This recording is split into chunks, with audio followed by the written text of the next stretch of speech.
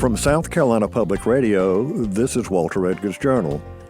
I'm Walter Edgar, and I'd like to welcome you to the first of a series of podcasts about South Carolina culture and history with a nod to all things Southern. I'll be joined today by my producer and co-host, Alfred Turner. And we're mighty glad to be here today talking with you about where have all the shrimp boats gone. Walter, tell us about our guest and why we have that topic. Captain Woody Collins, a real shrimp boat captain, has produced an incredible book about the 100 years of the shrimping industry in South Carolina. For many years a mainstay of the Lowcountry economy, it's now seen better days. We'll have a great conversation with Captain Woody and appreciate him coming up to be with us. Indeed. And a word about this podcast. Many of our listeners are joining us today after listening to Walter Edgar's Journal on the radio for 23 years. This being our inaugural podcast, we want to just mention to you that we're still going to be doing the same insightful, fun conversations, but we have a chance now with the podcast format to expand the breadth of topics and guests we'll be able to feature on this show. Speaking of which, Walter's introduced our guest, so let's get to the interview with Captain Woody Collins.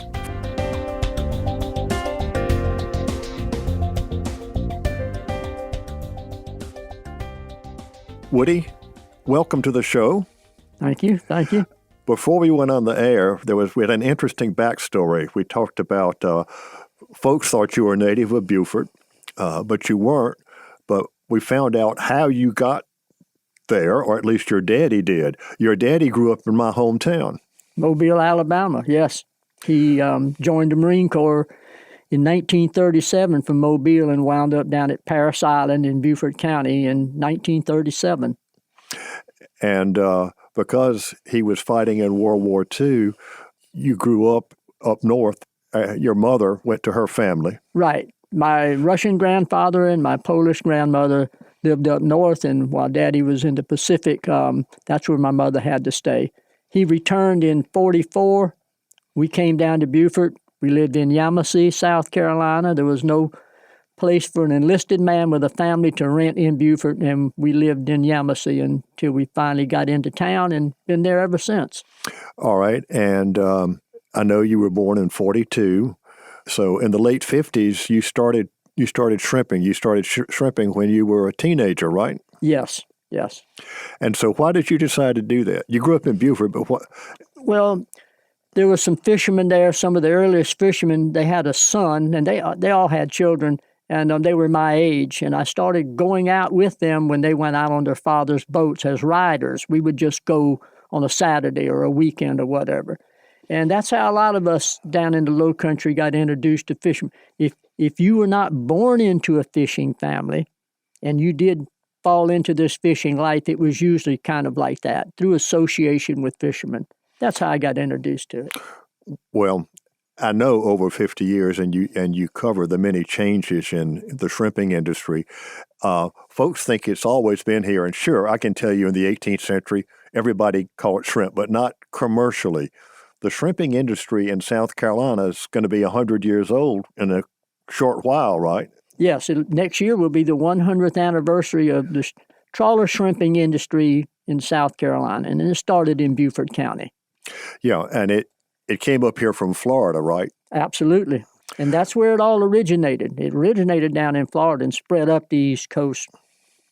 Well, and of course, as part of an industry, shrimp were not only just caught, but packed and shipped, canned. An incredible industry grew up around Beaufort primarily.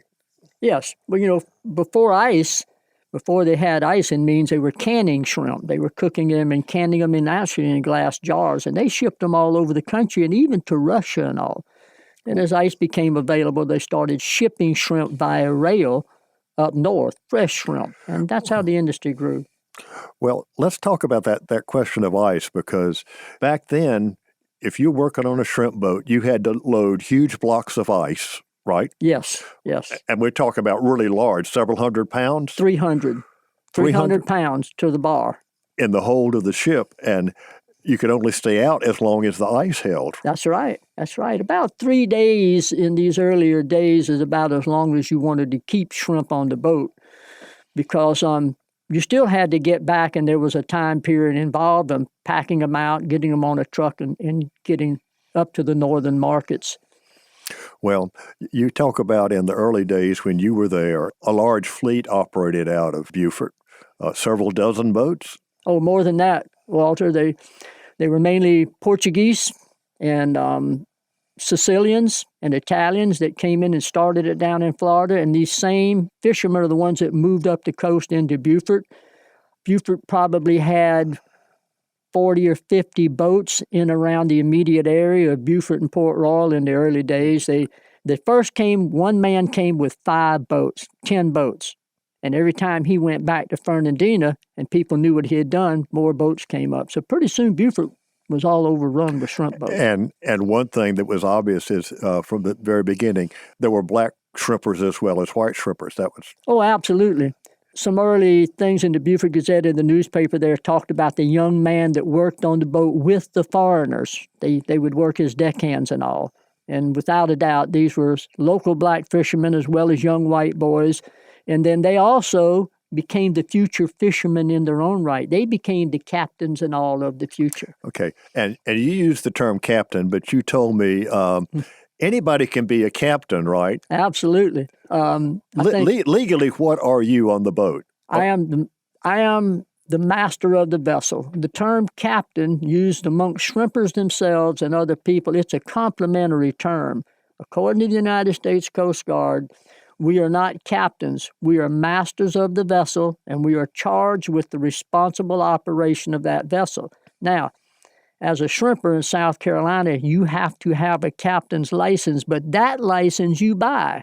And when I was shrimping, it was $5. And I think I said in the book one time, one day a shoe salesman, the next day a shrimp boat captain. So, Walter, if you're down in Beaufort, go by the DNR office and pick yourself up a shrimp boat captain's license. All right. Let me ask you, when you first started shrimping, how large was the crew on the boat? Oh, one person. One person? One person. The boats were quite small, quite Spartan. Wow. Yeah. Everything was Spartan about them. Everything was there was no heat on the boats. There was little means to cook, little tiny bits of fresh water that you carried. The boats didn't have much horsepower. The nets were made out of cotton webbing, which was very thick compared to today's, and when it gets wet, it's very heavy, and it could rot and tear. There were a lot of things different about it. Very little electronics to tell you where you were and what you were doing. And there was a fair amount of danger involved, right? Always has been, from then till today. And let's talk about that for a minute, because people don't think about when they get that nice shrimp cocktail, what went into putting that shrimp on the table. Yeah. Well, the boats in the earliest days as well as today, they had a lot of equipment on them to make them operate. As the boats got larger and they used more big, heavy iron on the boats with the mast and the outriggers and the chains and all the gear and all, the danger became worse. And there was a high loss of life on shrimp boats. It was considered one of the most dangerous occupations in the United States at one time. Wow. The danger was usually human error. It was usually human error. Even though it was very dangerous work, it was human error, lack of proper maintenance of equipment, something rusting through that wasn't caught and breaking and falling. So it was very dangerous, very dangerous. You still are going out? Well, no. I retired about 12 years ago. Not too long ago, I went out with a friend on a shrimp boat. He had just gotten a shrimp boat. And I go in the river a lot. I pick oysters. I catch fish, and I catch shrimp, but it's in my small boat. Well, shrimp boats along the coast, whether it's here or down in Bilobatry, south of Mobile, where I grew up, very romantic shrimp boats. In fact, there was that great Rosemary Clooney song about shrimp boats are a-coming, there'll be party tonight. Mm-hmm. But that's assuming they're all coming back with great catches. But a shrimper, certainly when you first started, was at the whim of the shrimp because he had that 3-day ice supply. And at the end of 3 days, he had to come back in no matter what. And he also had a question of how much fuel he could go with. Absolutely. And not every shrimper, even the best, they didn't all catch a lot of shrimp every day. The best guys over a longer period of time would do the best. But if you wanted to mention the newer boats, and if you let me veer off into that a second, the newer boats of the day, right now the shrimp boat has absolutely reached its zenith in its history. They have power steering on them. You can drive a 90-foot shrimp boat like you drive a brand new Buick. They have central heat and air conditioning with a thermostat on the wall that you can select the temperature you want, regardless of how cold or how hot it is outside. The boats now are freezer boats. They freeze the shrimp as they come off the deck down below in the hold. They do not have to unload till they want to, and they can stay out 30 days. They can work 30 days and keep the shrimp frozen. And also, they have washers and dryers on them. Personal staterooms is what the cabins for the captain's quarters is called. He has his personal stateroom, his dresser drawers in there, and the crew will have theirs, and each the captains and the crews all have their own personal showers and all. All right, so how large are the crews on a boat like that? 2 to 5, according to the size of the boat. Okay. But something you said very interesting is they can stay out for 30 days, and given modern technology, that probably means that the captain, if he sees the price of shrimp maybe going up, he waits to come in so he can get the best price. So he's not subject to the whims of the shrimp like his predecessors were. That's right, Walter. He can check the market up and down the coast. And let's say if he were fishing off of Charleston and McClellanville at 6 o'clock in the evening and felt like he wanted to go unload, he could check North Carolina, check Georgia, check Florida prices. He could be down off of St. Augustine the next day to unload, and a 10 cents difference in 30,000 pounds of shrimp would mean about $3,000. Okay.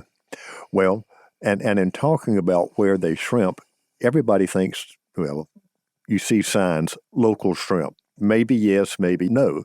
The shrimper may be local, but a lot of South Carolina shrimpers, the shrimp are off of North Carolina now more than they are our coast, right? Well, no, not really, but there's a time when they catch them very well off of North Carolina, and time when we catch them off of South Carolina. But the biggest abuse is with the imported shrimp, which imported shrimp started in the 1950s.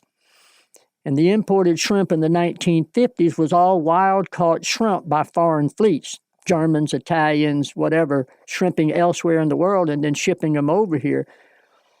When the shrimp started being raised in ponds in the Middle East and Central America and all, that's what put a big damper on local shrimp. And oftentimes, they were brought into the shrimp flow, and either knowingly or unknowingly, people bought and ate them, and they were passed off as possibly as local shrimp when they weren't.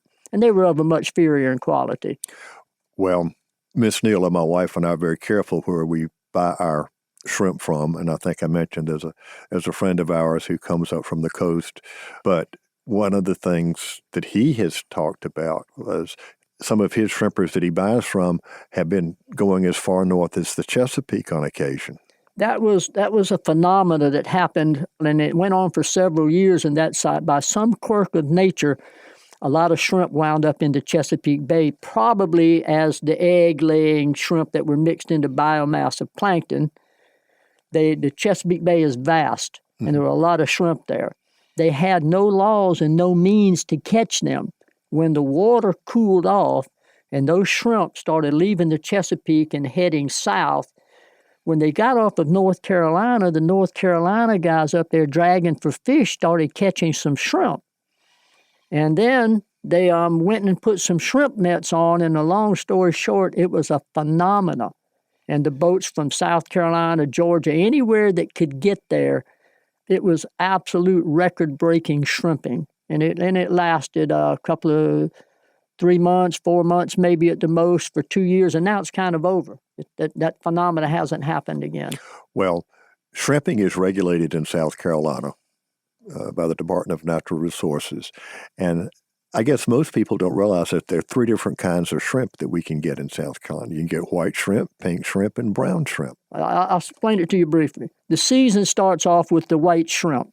These are the ones that were left over from the previous year, and they hid up in the areas and down in bottoms and mud in the spring. They grow very quickly. They lay the eggs. Now, these are the white shrimp. They lay the eggs for the shrimp that will be caught in the fall. In between the spring shrimp and the fall shrimp, we have a summer shrimp called the brown shrimp. And you catch that usually starting in July, late June, July, into August, and then it kind of peters out and you go back into your white shrimp. So really there's several other kinds of shrimp water that don't have a major impact, but you have the spotted hopper, which we can catch sometimes in the early spring. They get very large, and rock shrimp, which are like a little lobster that you can catch offshore. I got to ask a question here. Just as a listener, I'm curious. We've been talking about shrimping right now, and that's a good thing. But I'm curious about some more of the history, because the title of the book is "Where Have All the Shrimp Boats Gone?" and we'll get to that, right? Yeah. But at one point, what you were saying, there were scads of boats in the Beaufort area, Port Royal, et cetera. Can we just go back a little bit from the time where you said suddenly scads of shrimp boats start coming to the South Carolina coast and just kind of follow that growth on through? Because I know there have been highs and lows, right? Yeah. So when the first boats came here, these Portuguese guys, Sicilians and Italians that had developed this trawler industry down in Florida, when they first started down in Fernandina, they kind of caught all the easy, low-hanging grapes, so to speak, the easy-to-catch shrimp, and they had to start moving to look for more shrimp. Well, they moved north and south, but trying to go south from Fernandina where it originated, the bottom was getting rocky and they were tearing up their nets. So they were having much better luck heading north. And as they went north, then there were three things that you had to have to make a successful shrimping operation in these days. You had to have a rail line, you had to have an ice supply, and you had to have a dock and a fuel supply. From Fernandina, where it started, and they had a rail supply because they had the old Flagler Railroad there. Brunswick, Georgia had no rail supply. Midway, Georgia, Darien, Georgia, none of those. The next place to have a rail supply and an ice supply was Savannah, Georgia. So this fledgling seafood industry moved up to Savannah, Georgia, and they were doing well everywhere. In Savannah, in the 1930s, they were canning 50,000 pounds of shrimp a day, canning them to send out. And from Savannah, it went on into South Carolina. And that's another whole little story about how the Georgia shrimpers were coming into South Carolina, catching the shrimp, taking them back to Georgia to be processed. Now, this was cutting South Carolina out of a natural resource. So the Board of Fisheries, which was formed in 1906 in Beaufort itself, they went down to Fernandina, Florida, and they got one of the early Portuguese fishermen down there. His name was Charlie Vecchio. And they asked him if he would come up to Beaufort, to South Carolina, and catch shrimp. He said, "We know we've got shrimp. We've got a dock for you. We've got ice, and we've got a rail supply." So he came up here in 1924, and he brought 10 or 12 boats with him. There's different accounts about how many. Every one of his boats were named after his wife, Jessie. She was 24 years his junior. The Jessie 1, the Jessie 2, the Jessie 3, the Jessie 4, the Jessie 5, the Jessie 6, Jessie 6, right on. Every time, and they only came here and fished 2 months. We use the term fishing and shrimping interchangeably. A shrimper may say, "I'm fishing tomorrow," which means I'm shrimping. So anyhow, when he only stayed here 2 months out of the year, and he only got to fish a little bit of that time, but did really, really well. Every time he went back to Florida after that 2 months was up, and these guys found out what he did, well, they came up with him and they followed him. So pretty soon, Port Royal, the sleepy little town of Port Royal, was covered with shrimp boats. There were 5 different fleets of shrimp boat, as well as some individuals that came up out of a fleet. Port Royal was filled with shrimp boats, and the overflow next went on into Beaufort. The backside of Beaufort, behind Bay Street, they have a beautiful waterfront park now, where everything from the river was dredged up and filled up and grass planted and trees. All that was shrimp docks. And that was how the shrimping developed there. Charleston didn't get shrimp boats at all until 7 years after shrimping been going on in Beaufort. Beaufort was. 80% of all the shrimp were caught in Beaufort County in the very earliest days. So anyhow, the first guy to shrimp in Beaufort, there was no railroad line right downtown. In Port Royal, the rail line went right by the fish house door. 2 men could actually take the shrimp and put them right on the rail car from the dock. Wasn't the case in Beaufort. That's why shrimping didn't start in Beaufort. It started in Port Royal. The railroad connection was crucial. Right. Absolutely necessary in these earliest days. There was no trucking. No trucking like we know it today or even in the 50s. So the first guy to shrimp in Beaufort, he carried the shrimp in the barrels to the rail depot in an ox cart, which is about 1.5 miles to 2 miles. So it wasn't until trucking developed that shrimping could be spread out from around these areas that had access to a rail line. And once the same man that carried the shrimp in an ox cart to the rail depot in Beaufort is also the first man to carry shrimp out of Beaufort County with a truck. He carried them north to the northern markets. And once that happened, shrimping could go on anywhere because you could get the shrimp from the dock. And it spread out onto the islands of Beaufort. It spread out to places like McClellanville, Watermalaw Island. Charleston probably already had the facility, but they didn't get into it until 7 years after Beaufort did in 1924. So you talk about in your youth there would be 50 boats in Beaufort. So where have they all gone now? How many shrimp boats do they have coming out of Beaufort today? We'll back up just a minute. So in 1980, now shrimping from those 1924 days right up, it had a steady growth period except during the war. And if you want to hear about that, we can do that. But anyhow, it had a steady growth period. In 1980, shrimping peaked out in South Carolina. There were over 1,500 shrimp boats licensed to trawl for shrimp in Beaufort County. Now, all these boats didn't tie up in Beaufort County, but they were licensed to trawl for shrimp there. From 1980 on, every 5 years, it cut itself in half. So here you are, 1980, you've got 1,500 boats, and most of them were shrimping in Beaufort County. 1985, you had 750. 1990, you had 325. 1995, you had 100, and right on down. Now, the book took me 6 years to write. The last year of the book, I canvassed every shrimp dock in the state of any importance. I might have missed some, but all the things that actually had boats at them. And there were less than 36 shrimp boats left in Beaufort County in that period of time. Now, here's something that we talked about a little earlier, is in all this goings on with shrimp and shrimping and technology and advancement and better catchability per boats and more horsepower and everything, the shrimp never cared about what was going on. They didn't care if the price of fuel was high or if it was low. They didn't care if the Japanese or the Hondurans imported shrimp and drove the price. They didn't care about anything. And that's the case today.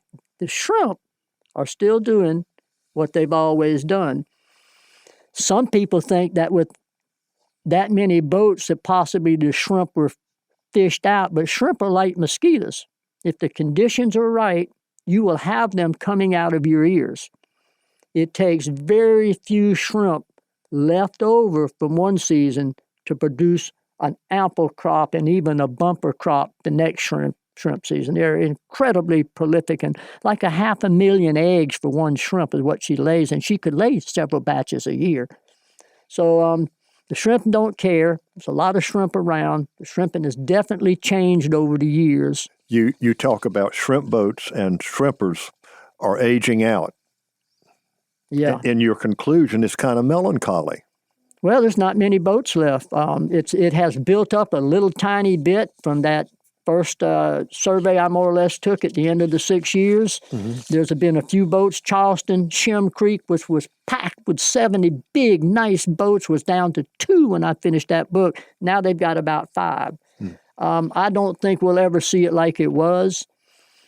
I think we will see a fair amount of local shrimp. What I miss most is the fresh local shrimp, not the freezer shrimp. The freezing changes it. It changes that shrimp totally, unfortunately. There's nothing like a fresh shrimp. Oh, I grew up on the Gulf Coast. There you go. friend. Absolutely. I know. And I know. out of all the shrimp producing states, South Carolina produces the least amount of shrimp. What went on here went on all the way to Texas, Alabama. And like I told you, my daddy's brother was the vice president of Bender Shipbuilding in Mobile. Oh. They built a lot of nice shrimp boats. Well, and shrimp boats today are metal, are they not? Oh, absolutely. And in the past, they were wood. Yes, there's some wooden ones left. It's the more so now. They're big and they're steel. Well, I hate to say this, but Walter, I have to give you the wrap-up sign. Well, Alfred, I'm unhappy about that, but Well, I'm sitting here twirling my finger as fast as I can. Oh, Lordy. All right. So, Woody, any last words for our listeners today before we sign off? Well, I can tell you this. The book is almost sold out. I'm not printing anymore. If you can find some and you want to read about this industry, it's a really interesting and colorful history. There's a lot of great stories in there about the men that lived the life. Well, and we've just had one of them here on the show. Captain Woody Collins, I want to thank you so much for being with us today on Walter Edgar's Journal. Walter, it was my pleasure. Thank both of y'all very much.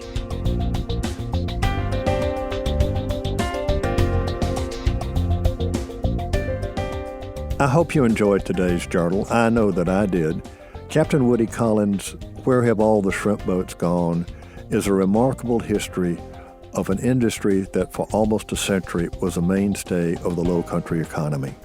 Sadly, in the 21st century, the shrimping industry has seen better days.